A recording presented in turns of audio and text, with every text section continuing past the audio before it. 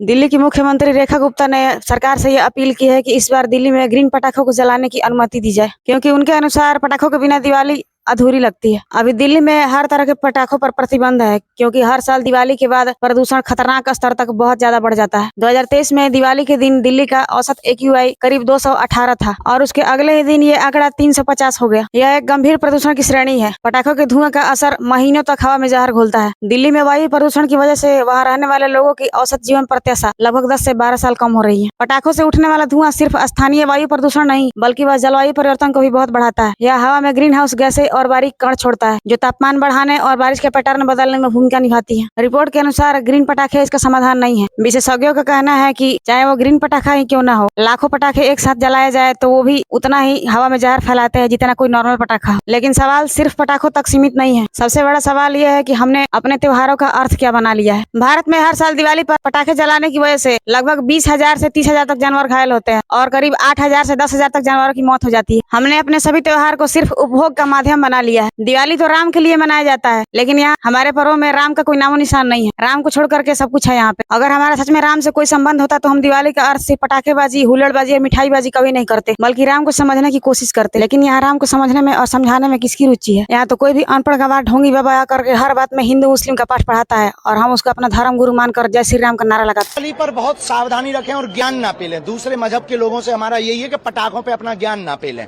क्योंकि हम आपके ना तो बकरीद पे ज्ञान पेलते हैं, ना हम आपके ताजिया पर ज्ञान पेलते हैं। तो आप होली दिवाली पर हमें ज्ञान ना पेलें। और यहाँ के जो अभिनेता हैं उनसे भी हम कहेंगे दीपावली पटाखे कम जलाने चाहिए। ये बात सही है, प्रदूषण होता है, ये बात सही है, लेकिन ये बात केवल दीपावली पर अपना ज्ञान ना पेलें। ये हमारी प्रार्थना है और अपील है, क्योंकि हम तो पटाखे फोड़ेंगे। भारत में आज कोई हिंदू धर्म का पतन करने वाला है तो वो इस गोबर शास्त्री जैसे सारे पाखंडी बाबा हैं, जो अपने आप को हिंदू सिर्फ इसलिए मानते हैं क्योंकि वो हिंदू के घर में पैदा हो गए हैं और होली दिवाली मना लेते हैं, जो अपने जीवन में वेदांत का एक भी अक्षर नहीं पढ़े हैं और योग वशिष्ठ 4 का नाम भी नहीं जानते हैं। ऐसे लोग आ जाते हैं हिंदू सनातनी और धार्मिक बनने।